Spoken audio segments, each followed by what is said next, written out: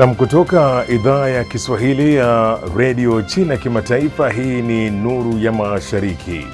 Tuliokuandalia: Afrika na China kuimarisha ushirikiano wa kimkakati ndani ya mfumo wa FOCAC. Waziri wa mambo ya nje wa China hakikisha uungwaji mkono wa China kwa Afrika katika maonyesho ya biashara na uchumi. Na sekta ya roboti za kibiashara nchini China yachukua uongozi wa soko la dunia. Kwa hayo na mengine mengi, karibu kwenye Nuru ya Mashariki. Jina langu ni Jacob Mogoa. Usiondoke.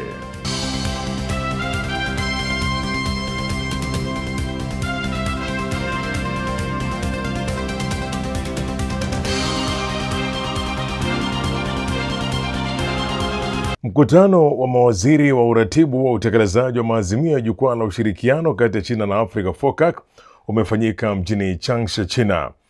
Ukiadhimisha miaka 25 tangu kuanzishwa kwa FOCAC, viongozi wa China na Afrika wametoa wito wa kuimarisha ushirikiano wa kimkakati na kuendeleza utekelezaji wa maamuzi ya kikao cha Beijing ili kujenga jamii ya pamoja ya China na Afrika kwa vizazi vijavyo. Hamis Darwish anaripoti zaidi. Rais wa China Xi Jinping na Rais wa Jamhuri ya Kongo Denis Sassou Nguesso walituma barua za pongezi kwa mkutano huo kwa nyakati tofauti. Katika barua yake, Rais Xi Jinping alitoa pongezi za dhati kwa kufanyika kwa mkutano huo kuanzia Jumanne hadi Alhamisi. Xi alieleza matumaini yake kuwa pande zote mbili zitaendelea kutekeleza kwa utulivu matokeo ya mkutano wa Beijing wa FOCAC uliofanyika Septemba mwaka jana, kupanga kwa makini maendeleo ya baadaye ya FOCAC na kushirikiana kujenga jumuiya ya kudumu ya China na Afrika yenye mustakabali wa pamoja kwa zama mpya, kwa lengo la kuchangia katika ujenzi wa jumuiya ya kimataifa yenye hatima ya pamoja kwa wanadamu wote. Rais Sassou Nguesso, akitambua kwa mkutano huu wa mawaziri wa waratibu unafanyika wakati FOCAC inatimiza miaka 25 tangu kuanzishwa kwake, alisema kuwa ushirikiano wa kimkakati na wa vitendo kati ya Afrika na China umezaa matunda mengi tangu mkutano wa Beijing wa FOCAC. Waziri wa mambo ya nje wa China Wang Yi, ambaye pia ni mjumbe wa ofisi ya kisiasa ya kamati kuu ya chama cha kikomunisti cha China, alihudhuria hafla ya ufunguzi na kusoma barua ya pongezi kutoka kwa Rais Xi. China na Afrika lazima zisimame kwa mshikamano na kutegemea nguvu zao zenyewe. Lazima tusimame imara upande sahihi wa historia, tukiongoza kwa ujasiri mwelekeo wa zama zetu. Utulivu na uimara wa uhusiano kati ya China na Afrika ni nguzo dhidi ya hali ya sintofahamu duniani. Jean-Claude Gakoso, waziri wa mambo ya nje wa Jamhuri ya Kongo, pia alihutubia kwenye hafla ya ufunguzi. Alisema kuwa miezi 9 baada ya mkutano wa Beijing wa FOCAC, China na Afrika zimekuwa zikitekeleza kwa bidii makubaliano ya pamoja yaliyofikiwa na viongozi pamoja na hatua 10 za ushirikiano ambazo tayari zimeleta maendeleo mapya ya kutia moyo. Natoa wito wa kuharakisha utekelezaji wa hatua 10 za ushirikiano kwa lengo la kuboresha maisha ya watu wa Afrika na kuendeleza ujenzi wa jumuiya ya China na Afrika yenye mustakabali wa pamoja. Kwingineko ni kuwa waziri wa mambo ya nje wa China Bwana Wang Yi amesema China itaendelea kusimama kidete na Afrika, ikitoa msaada thabiti kwa juhudi za bara hilo kujiendeleza na kuwa rafiki wa kweli na ndugu wa dhati katika safari ya maendeleo bila kujali mazingira ya kimataifa yanavyobadilika. Nilifuatilia taarifa hiyo na kukuandalia ripoti ifuatayo. Wang, ambaye pia ni mjumbe wa ofisi ya kisiasa ya kamati kuu ya chama cha kikomunisti cha China, aliyesema haya wakati wa ufunguzi wa maonyesho ya 4 ya uchumi na biashara kati ya China na Afrika yanayofanyika katika jiji la Changsha, mkoa wa Hunan, katikati mwa China. Alieleza kuwa maonyesho haya yatafungua fursa zaidi kwa ushirikiano kati ya China na Afrika na kutoa matokeo halisi ya maendeleo. Wang alisema kuwa kufikia maendeleo ya kisasa ni ndoto ya pamoja ya watu zaidi ya bilioni 2.8 kutoka China na Afrika, na ni lengo kuu la kuunda jamii yenye hatima ya pamoja kati ya pande hizo mbili. Aidha, aliahidi kuwa China itaendelea kushirikiana na mataifa ya Afrika kubadilisha uzoefu wa utawala bora na kuimarisha ulinganifu wa mikakati ya maendeleo ili kuharakisha utekelezaji wa hatua 10 za ushirikiano kwa ajili ya kisasa. China pia itazidisha ufunguaji wa soko lake kwa bidhaa za Afrika kwa kusaini mikataba zaidi ya kiuchumi. Wang alisisitiza kuwa China itaongeza ushirikiano wa vitendo kusaidia viwanda vya Afrika na mageuzi ya kidijitali kwa maendeleo ya pamoja. Wageni mashuhuri waliohudhuria ufunguzi huo ni pamoja na waziri mkuu wa Uganda Robina Nabanja, makamu wa rais wa Liberia Jeremiah Psam-Kwong na waziri mkuu wa Kenya anayeshughulikia masuala ya nje na diaspora Musalia Mudavadi. Takriban kampuni 1400 kutoka China na Afrika pamoja na washiriki zaidi ya 30,000 wanahudhuria maonyesho hayo ya siku 4 yenye kauli mbiu China na Afrika pamoja kuelekea maendeleo ya kisasa. Thamani ya miradi ya ushirikiano iliyokubaliwa awali inazidi dola bilioni 11 za Kimarekani. Waonyeshaji kutoka Afrika walisema maonyesho hayo ni jukwaa muhimu la kuonyesha bidhaa zao za kipekee na wana matumaini makubwa kuhusu mafanikio. The products I brought from South Africa are the exotic, beautiful colors that we create. You know, there's over 13 different brands that have come from the continent to showcase their beauty here at Africa Reimagined. So beautiful color, beautiful shapes. The kind of collaboration I'd love to reach at this expo is for Chinese and African people to work together. Wakati wa maonyesho hayo, shughuli 30 za kiuchumi na biashara zitafanyika kuzunguka hatua 10 za ushirikiano kati ya China na Afrika, zikihusisha mada mbalimbali kama vile ushirikiano wa minyororo ya viwanda, tiba za jadi, biashara ya utamaduni, ubunifu wa vijana na ujasiriamali. Zaidi ya hayo, matukio 6 maalum yatafanyika ikiwemo jukwaa la uchumi binafsi kati ya China na Afrika pamoja na wiki ya filamu ya China na Afrika. Na makampuni ya roboti nchini China yanaendelea kupanua ushawishi wake kote duniani, huku roboti za huduma zilizotengenezwa China zikitumika kimataifa katika utoaji wa chakula, utengenezaji wa bidhaa, sekta ya afya na nyumba mahiri. Tom Njala anatueleza zaidi. China inaongoza katika soko la kimataifa la roboti za kibiashara za huduma, huku kampuni ya Pudu Robotics ikiongoza kwa kushikilia 23% ya soko hilo. Mnamo Jumanne wiki hii, kampuni hiyo ilisherehekea kutengeneza roboti yake ya 1100 katika kiwanda chake kilichoko mjini Shenzhen, jiji kuu la kiteknolojia kusini mwa China, ambapo roboti huandaliwa kwa ajili ya kusafirishwa nje ya nchi. Roboti ya Pudu yenye umbo la paka inayotoa huduma ya chakula imepenya katika zaidi ya nchi na maeneo 60 na imejijengea wateja wengi nje ya China. For example, this batch of robots are ready to be transported from our finished goods warehouse to customers in Japan and Europe. They're now being shipped to a port in Shanghai.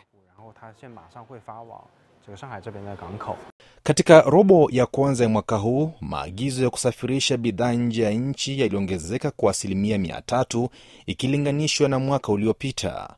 Guo alihusisha ongezeko hili na kasi ya kuboresha bidhaa kulingana na utafiti na maendeleo yanayozingatia mahitaji ya wateja.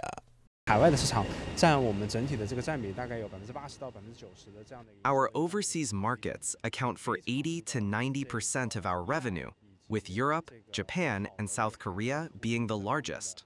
We drive product iterations with technology to meet diverse industry needs, creating a virtuous cycle of technology, products, and sales.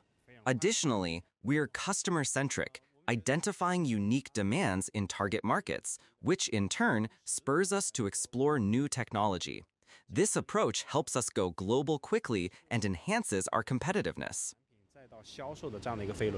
Maendeleo ya roboti yamechukua kasi. Hivi karibuni, Pudu ilizindua roboti ya huduma yenye mikono ya roboti na kiganja chenye ustadi wa kufanya kazi ngumu kama kubonyeza vitufe vya lifti na kuhudumia chakula mezani. It took 4 years for our first robot to go from design to mass production. Now it takes around 6 months. This progress is due to better technology, improved manufacturing quality, and faster production processes. The localization rate of the upstream supply chain has exceeded 95%, and we now hold over 1,600 patents. Kwa mjibu wa waraka maalum ulioandaliwa na Deloitte China kwa kushirikiana na Pudu Robotics, soko la kimataifa la roboti za huduma linatarajiwa kufikia thamani ya dola bilioni 195 za Marekani kufikia mwaka 2035. Ndege kubwa ya amphibia iliyotengenezwa nchini China AG-600 Kunlong imeanza rasmi uzalishaji wa kiwango kikubwa baada ya kuidhinishwa na mamlaka ya usafiri wa anga. Hatua hii ni ishara ya maendeleo makubwa katika sekta ya utengenezaji wa ndege za kiraia nchini humo. Ripoti ya Ronald Mutie inatueleza zaidi.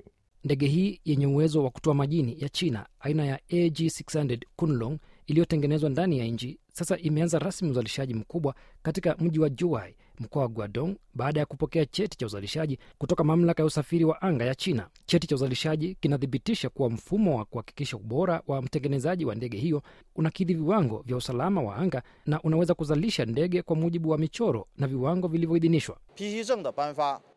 Kutoa cheti hiki si tu kutambua rasmi ubora wa muundo wa AG-600 na mfumo wake wa uzalishaji wa kuaminika, bali pia ni ishara kubwa ya maendeleo ya uwezo wa utengenezaji wa ndege za kiraia nchini China. Kupitia mchakato wa kiviwanda wa AG-600, tumeimarisha azma yetu ya kuendeleza sekta ya ndege za kiraia kwa kujitegemea na kutekeleza kwa kasi malengo ya kimkakati ya kitaifa. Mbali na kupata leseni ya uzalishaji, watengenezaji wa ndege hii pia wamesaini mikataba na washirika kadhaa kwa ajili ya ushirikiano katika huduma za uokoaji wa dharura kwa njia ya anga. Kwa mujibu wa shirika la sekta ya anga la China, AG-600 ilikamilisha mapitio yote ya cheti cha uzalishaji ndani ya kipindi cha miezi miwili tu, na hatua hiyo ilichochea kasi ya udhibitishaji wa ndege hiyo kubwa ambayo imetengenezwa nchini China na kuimarisha viwanda vya uokoaji wa dharura vya anga nchini China. Kwa mujibu wa kanuni za anga za China, ndege ya kiraia lazima ipate vyeti vitatu kabla ya kuingia sokoni: cheti cha muundo, cheti cha uzalishaji na cheti cha kustahili kuruka. AG-600 tayari ilipokea cheti cha muundo kinachofahamika kama ruhusa ya kuzaliwa mnamo Aprili, na sasa imepewa rasmi leseni ya kutengenezwa kwa wingi. Cheti kilichobaki cha kustahili kuruka kitakabidhiwa baada ya kila ndege kukamilika, kufanyiwa majaribio na kuidhinishwa kwa ajili ya kuwasilishwa.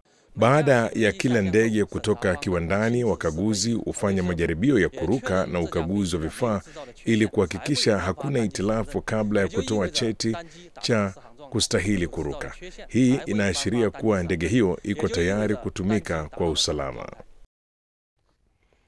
China ilishuhudia safari milioni 180 za abiria kati ya maeneo tofauti kila siku mwaka wa 2024, ikiwa ni ongezeko la 5.4% ikilinganishwa na mwaka uliopita. Hii ni kwa mujibu wa ripoti iliyotolewa na Wizara ya Usafiri nchini humo. Simiyu Wanjala anatukamilishia basi ripoti hiyo.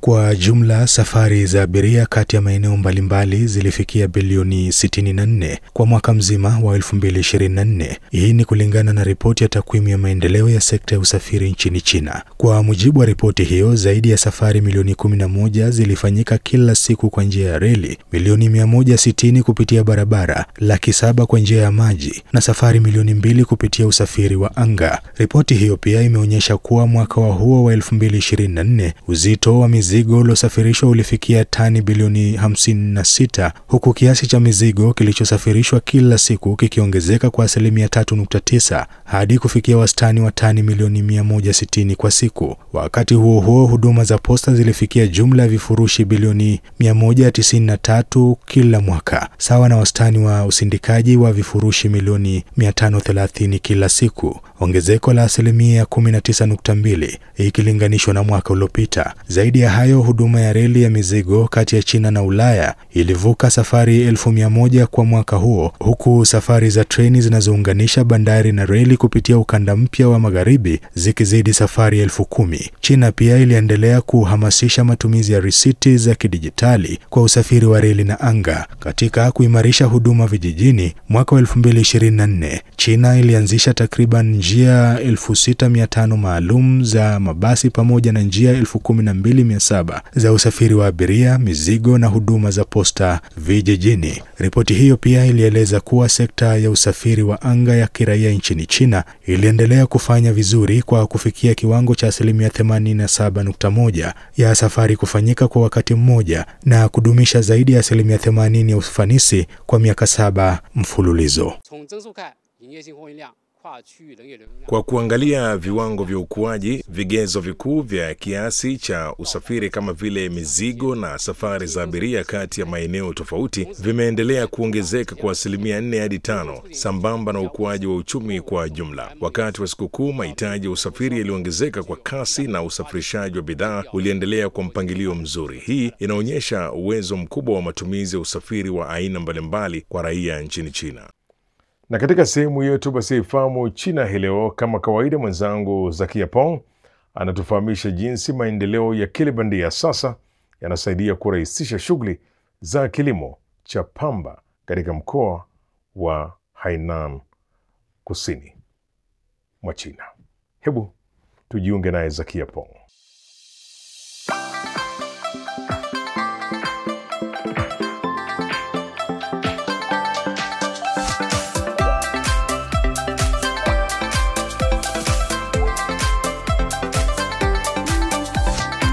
Mambo na karibu katika kipindi cha Ifahamu China. Mimi ni Zakia Peng. Watafiti kusini mwa China sasa wanafundisha akili bandia kufupisha muda wa kazi ya shambani katika mzunguko wa kilimo cha pamba, ikiwa ni hatua muhimu katika utafiti wa mbegu.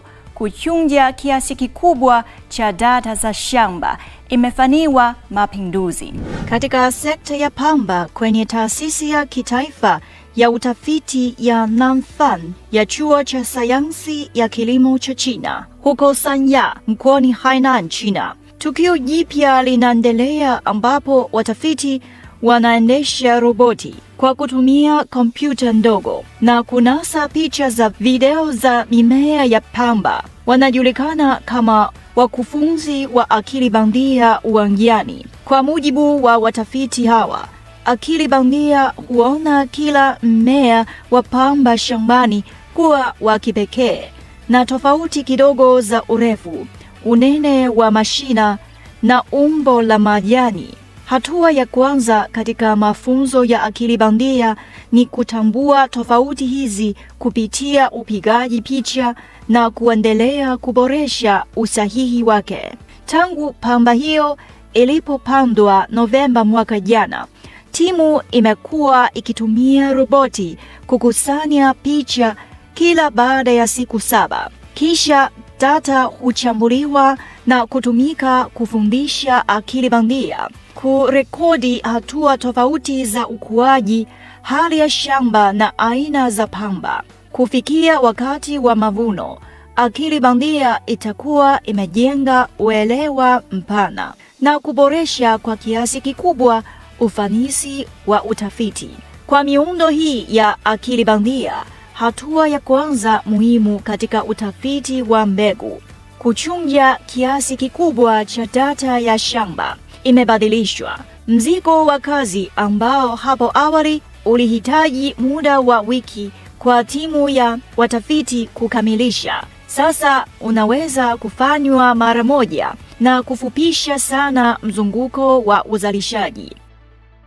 Haya, kwa leo kipindi hiki kinaishia hapa. Katika kipindi kijacho nitaendelea kukuletea mambo mengine yanayovutia kuhusu utamaduni na jamii ya China.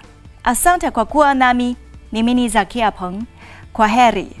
Na kwenye sehemu yetu basi ya jifunze Kichina, katika sehemu hii tunakuletea basi masomo ya lugha ya Kichina hatua kwa hatua kwa njia ambayo pia ni rahisi na ya kuvutia. Karibu basi tuweze kujifunza pamoja Kichina.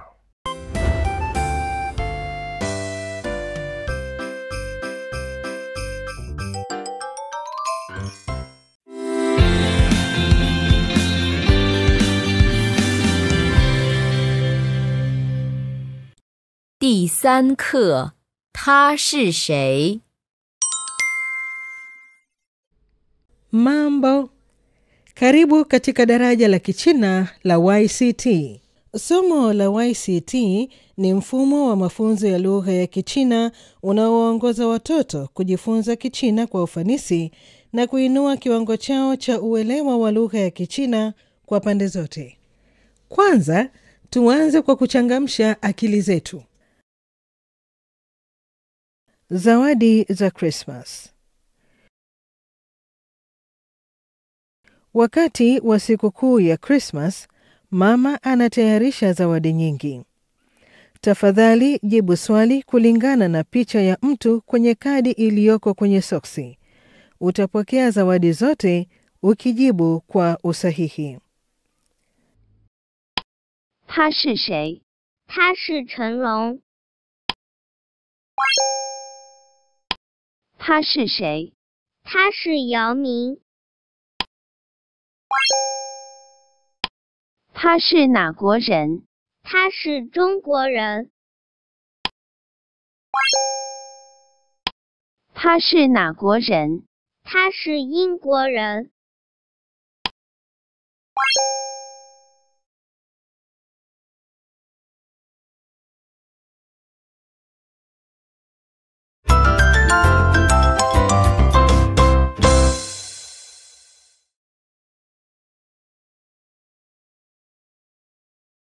他是谁？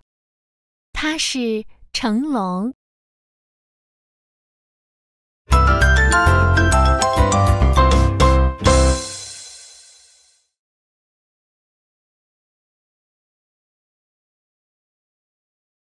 他是谁？他是成龙。他是谁？他是成龙。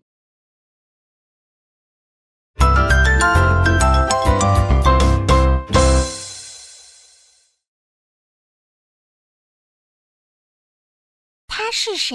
他是成龙。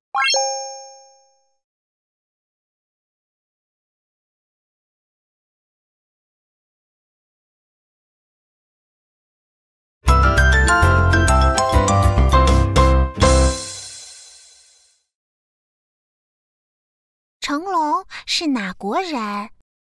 中国人。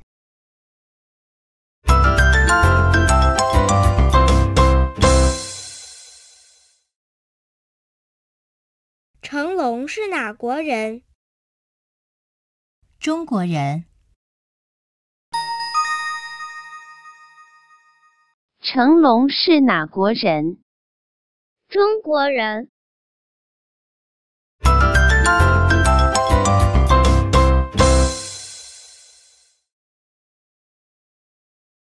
成龙是哪国人？中国人。Sasa tumemaliza majaribio yetu. Hebu tutazame video hii kuhusu hadithi, kisha tujibu maswali. 他是谁？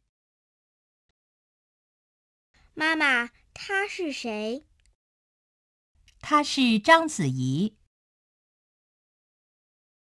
他呢？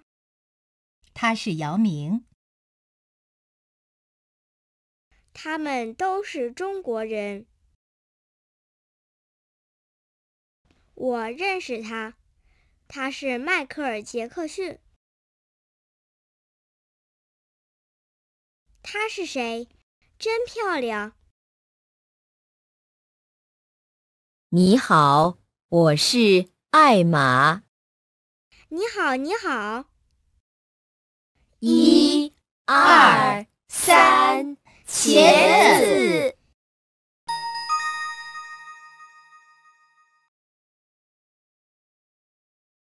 他是谁？妈妈，他是谁？他是章子怡。他是谁？他是章子怡。他呢？他是姚明。他们都是中国人。